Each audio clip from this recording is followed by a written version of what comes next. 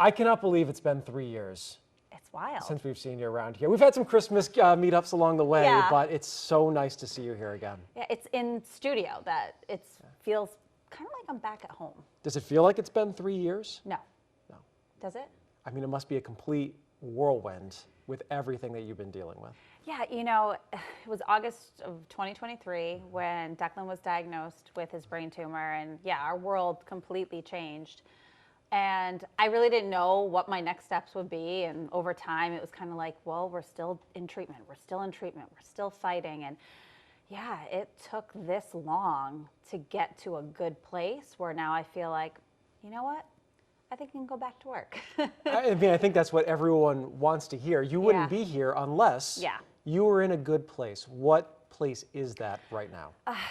The place where our family is taking each step day by day, but we're moving towards progress.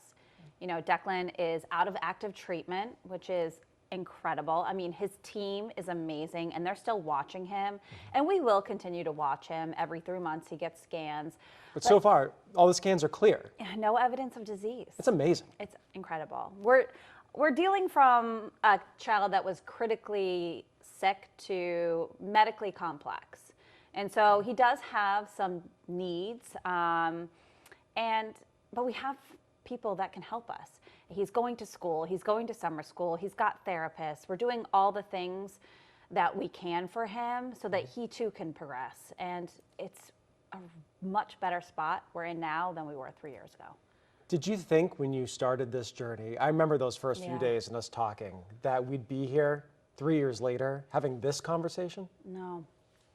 Right? You can't. Like, I think I also taught myself to stop doing what ifs, right? Like, I didn't really know where I was going to go. I was just going to see how things progressed. And when the opportunity came to be able to go back to WBZ and help out you guys and go back on air and do something that I've always loved, it just felt right. Right? So I think that's something that I've learned is I start to move in a way that pushes me in progress. And this is a step of progress for me. I'm still Declan's mom. I'm still crazy mom of 4. You know, we're a busy family. We've got sports, we've got activities, but you know, this is normal for me to go back to work. That's what we once had. And I feel like my kids need that. You went through all this and all the ups and the downs and the struggles, and the first thing you wanted to do is come back here?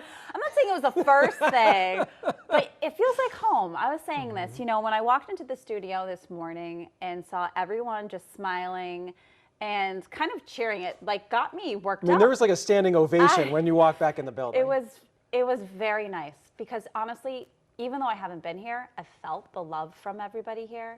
This is kind of like a extended family, and we felt it for the last 3 years, and it feels good to sort of come back and see familiar faces and have those same conversations picked up from years past, and you know, it's all positive now going forward.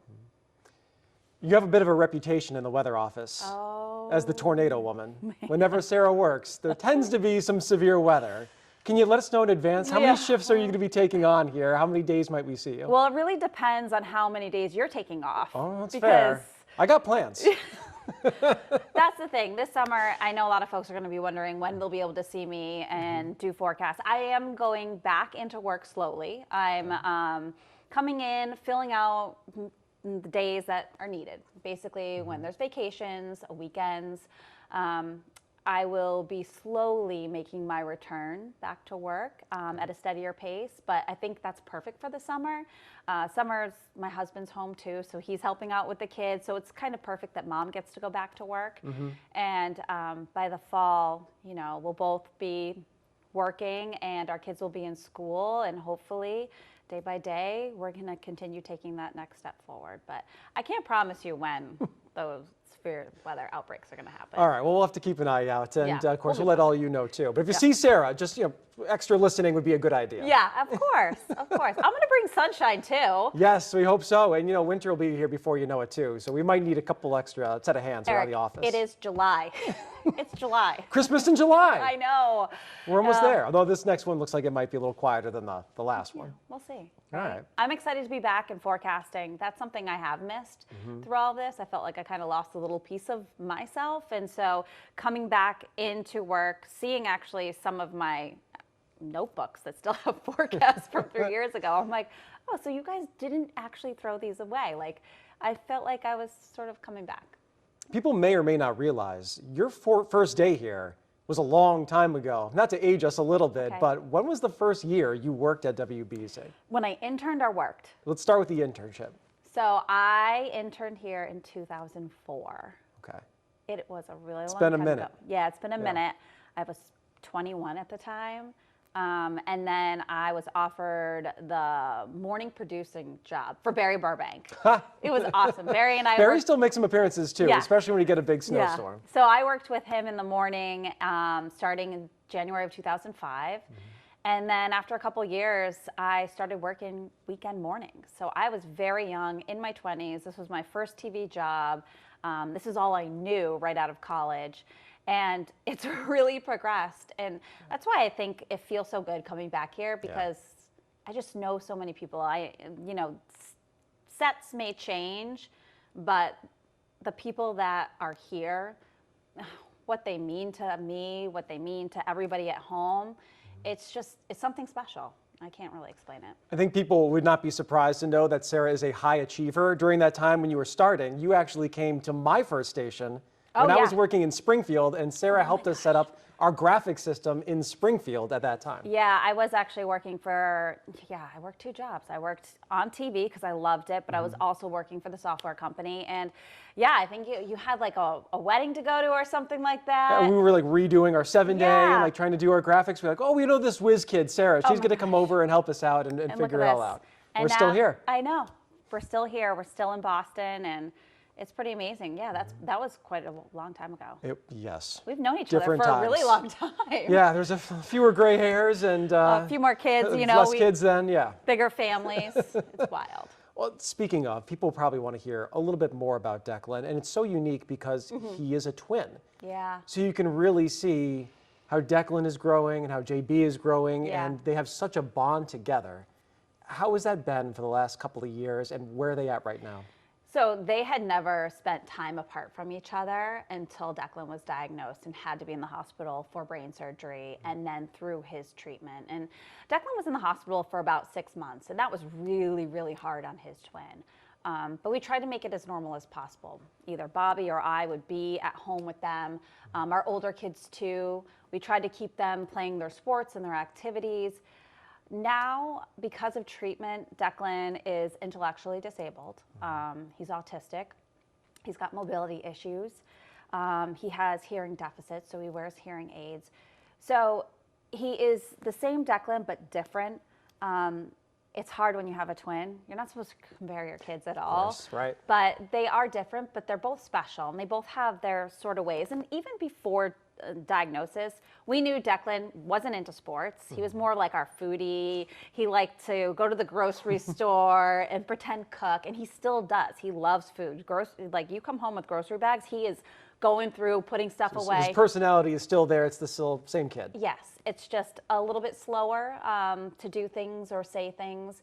And JB has really progressed. I'm really proud of him. I'm proud of all my kids, actually, for pushing through the last 3 years and really continuing to push themselves. And I know I've been there to help them along the way, but you know, we've all grown. I think we all look at the world a little bit differently, a little bit more compassionately, more forgiving, but also more hopeful. Yeah. You can take something beautiful away from what's been a really trying time for everybody. And I think you also can realize that, you know, you don't know what people are going through, and just sort of continuing to live the best way you can each day.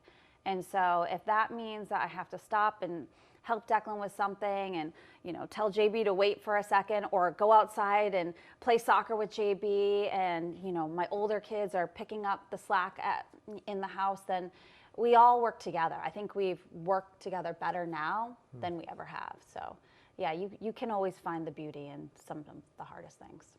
How do the kids feel about mom going back to work? It's funny because JB, I don't think he remembers me being on TV before, because he was only 3. He'll talk about his mom being a meteorologist, which you can say the word, so that's the best part. But I think he's really excited. And, you know, of course, my older kids, they're pretty excited. My daughter this morning, she looked at me and she's like, because not a lot of times have I been putting on makeup and doing my hair. And she's like, Mom, you look really beautiful today. Good luck. And so she knows how important it was for me to walk out that door and come into this door. And I think everyone is excited. And of course, my husband is so supportive. You know, he went back to work a year after Declan's treatment. And I kind of stayed at home dealing with Declan's meds and dealing with his appointments. And don't get me wrong, Declan still, we administer the meds ourselves. He does have these appointments, but they're less emergency and more planned, which makes it feel more comfortable for me to be able to come in here and to work. So everyone's supportive and they're excited.